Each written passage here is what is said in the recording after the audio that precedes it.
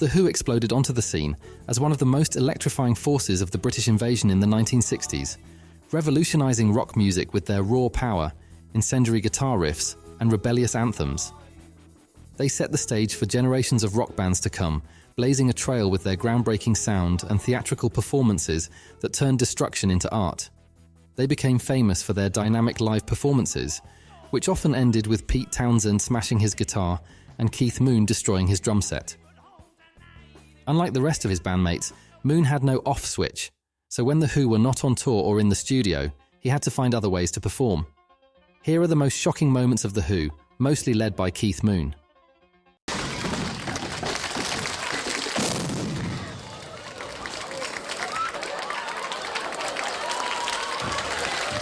The explosion caused a momentary breakdown in transmission across America. Pete Townshend claimed he was left permanently deaf in one ear, and a flying cymbal sliced into Moon's arm.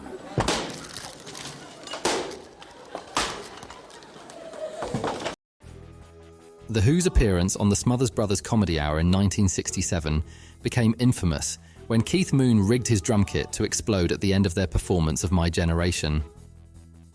The explosion was far more powerful than planned, leaving guitarist Pete Townshend temporarily deaf and even damaging Moon's arm. The incident caused immediate uproar and became a defining moment of The Who's chaotic stage presence. The little singer, what's your opinion of him?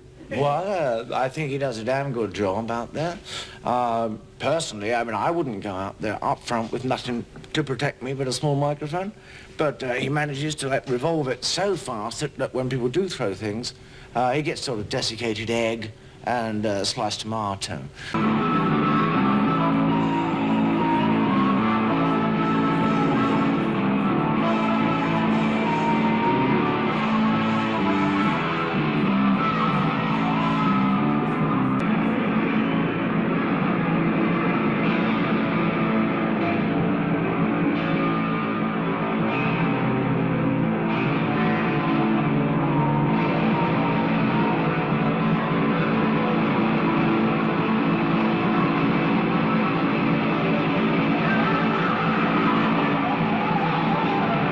Everybody play the drums.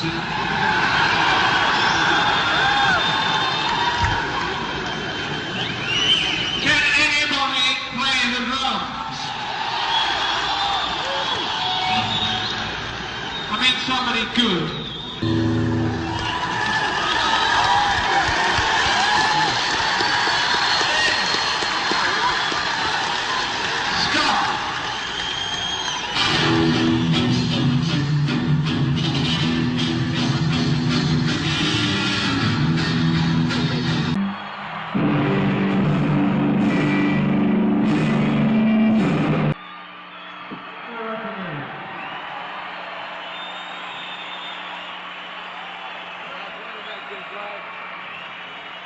Back in 1973, Keith Moon decided to drink some brandy and partake in some animal tranquilizers.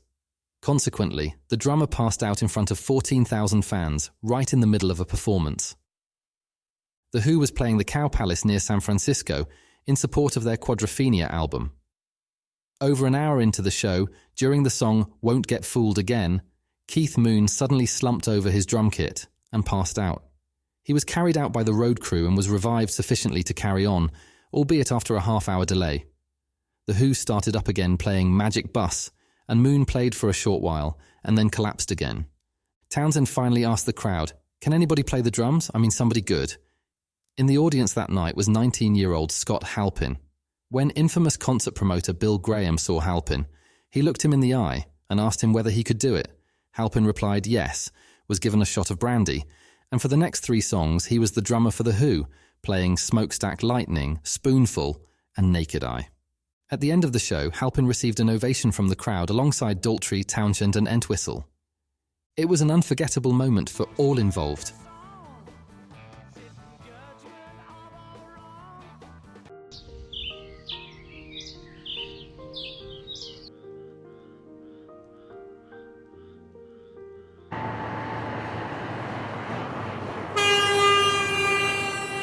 Attention, citizens! Wake up immediately! There is a tidal wave heading towards this village and will sweep you away at any moment. One of Moon's favourite recurring pranks was to disrupt small British villages by blaring bogus public service announcements from a passing car. Though he occasionally used a police bullhorn for these occasions, he also had his own cars rigged up with hidden amplifiers and speakers, which allowed him to keep his windows rolled up while scaring the locals with bulletins about such non-existent dangers as impending tidal waves or advancing throngs of poisonous snakes, or ruffling their feathers by informing them that the British government would soon be relocating the country's entire immigrant population to their neck of the woods. One night on a year, he was due home yesterday, but he ain't here. One night, Mick Jagger awoke to find Batman standing in his hotel room. "Keith was a complete lunatic," began Jagger. "I was in Los Angeles in a hotel once and I was asleep, and he broke into my room dressed as Batman. I woke up and there was Batman in front of me, complete with a mask and everything. It's not quite what you expect in the middle of the night." Jagger was, understandably, taken aback by the whole ordeal and mentioned he was, in fact, armed with some sort of defensive weapon. Once Moon realised his well-being was in danger, he tried to defuse the situation by telling Jagger, "It's Keith, it's Keith." However, this created confusion because Jagger thought Batman meant Keith Richards. I said, "You're not Keith, I can tell you're not Keith by your voice," and he said, "No, Keith Moon, Keith Moon." And he took his mask off, said Jagger.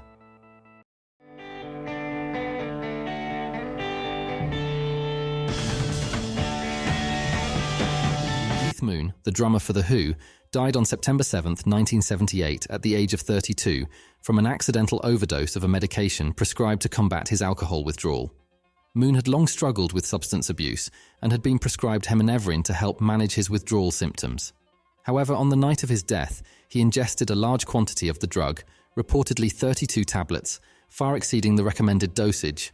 The night before his death, Moon and his girlfriend Annette had attended a screening of The Buddy Holly Story, hosted by Paul McCartney. After returning to their London apartment, Moon took heminevrin, intending to fall asleep. The next morning, Annette found Moon unresponsive in their bed. Emergency services were called, but he was pronounced dead at the scene. Keith Moon's death was a devastating blow to The Who.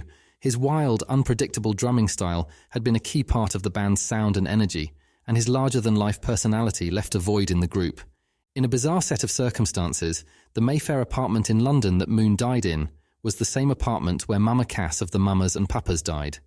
Keith Moon unbelievably died in the same room 4 years apart. The two artists, who have both been posthumously inducted into the Rock and Roll Hall of Fame in the years that followed their death, were both aged just 32 at their time of passing.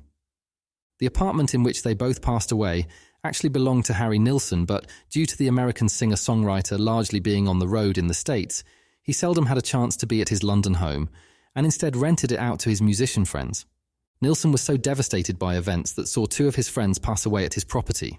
He then moved out to live in Los Angeles permanently, and turned his back on his party place in London, which was bought by Moon's bandmate Pete Townsend, who felt a deep loss of his dear friend and bandmate. He likely didn't want the property to fall into the wrong hands because of its history. Following Moon's death, the band considered disbanding but ultimately decided to continue. They recruited drummer Kenny Jones, formerly of the Small Faces, to replace Moon. However, many fans and critics noted that the band's dynamic was never quite the same without Moon's unique presence.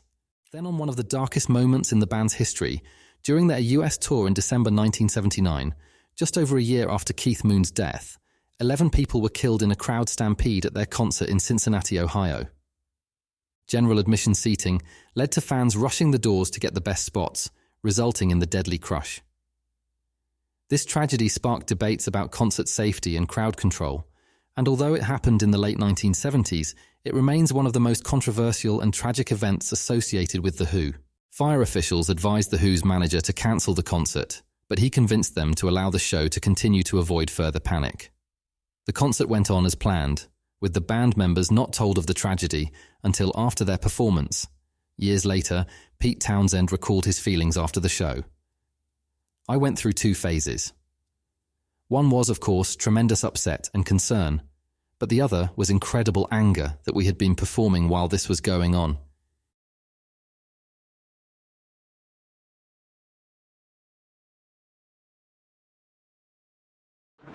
What strains that you have suffered together, if at all? Seems it's just beginning. It's such a long story. Shall I start it? Start at the beginning.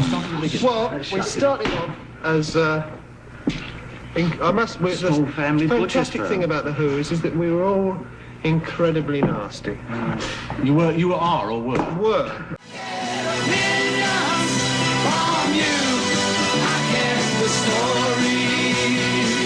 I was looking at that jacket. That is the wildest thing I've ever seen, Roger. How come the idea of half man, half horse? Well, as you know, it's a mythological creature called a centaur. And a lot of barriers down. I think society is better because of rock and roll. Do you really? Yeah, I think so. I mean, if you remember back, like, 6 years ago, you couldn't wear your hair longer than half an inch. That's true. The Beatles sure changed it, didn't they? No, now it's acceptable, and people accept each other on a much better level, you know. As a matter of fact, you were probably raised when Elvis was, you know, just coming into being. Good old Elvis. On the first Ed Sullivan show, the first time he was on television, they weren't allowed to shoot him below his waist. Isn't that wild? I know, yeah. And now you see all kinds of gyrations. Yeah, it's a much more open society now. Obviously, there's still a lot wrong, but I think we can change it. We'll get it better. And why do you feel that rock is changing it? It just seems to. I mean, it seems to have changed society much more than any politician. I think it really has. Where do you think it's going? Oh dear, that's it's in a kind of lull period at the moment. It does that. It seems to take great big leaps forward and then kind of look back at its roots and find out where it came from. And then I think there's going to be another leap forward soon. You know, there must be... I don't know what the next big jump is. There must be thousands of people that adore you. Who do you adore as far as rock stars go today? Oh dear, so many people. I mean, I think every good artist has been an influence on me in my life. You know? How long have you been performing? Let me ask you that. I've been with The Who now for 11 years. I mean, I started The Who. The Who have been actually, not in the original form as it is now, but a band called The Who, or The Detours, Right. which is what we used to be called. It was called the what originally? The Detours. The Detours. Has been together for 15 years. Yeah. But The Who as we are How now have have you been managed together to stay 11 together years. for 15 years? We That's don't like so each wild other. because- I'm sorry?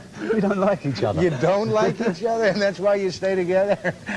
Rock does strange things, folks. We're very individual people. I mean, we don't particularly get on together that well, apart from making music.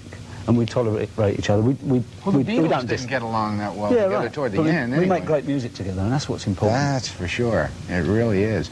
Well, years ago, The Who started doing all kinds of outrageous things, destroying the amplifiers and... do you think that turns people against so-called rock? When they tear up a whole stage? I don't think it does anymore. I think it used to. I mean, and that's one of the main reasons we did it. It was anything to make people notice us. It was a fight for an identity. It's like writing your name on a wall. Yeah, well, a lot of To people show are that against you're there, that you know. today, too. Yeah, well, I mean, it's the same fight. I mean, we came from a very working class area of London. Oh, you did? Which is kind of Were like... your family middle class? Or No, working class. They were working class? Yeah. And what did your dad do? He sells lavatories. He still does. Is that right? Yeah, he doesn't want to change, and my he's happy goodness with what he's doing. What are your aims? Matt, how old are you now? I'm 31 now. Oh, you are? And what are your aims? Do you, obviously you want to continue Obviously, with what I you're mean, doing. I enjoy everything I do, and that's the main thing. I've been very lucky, very lucky. Anybody that enjoys what they do, I guess they should do it, because so many Well, that's the art. I mean, that's people. the main thing about life, is to try and do something that you enjoy doing, rather than just a job. I mean, I'm very fortunate to be able to do that. It's hard so work, are though, you. isn't it? Not everybody gets that break, but when you get it, you owe it to yourself to stick with it. Very well said.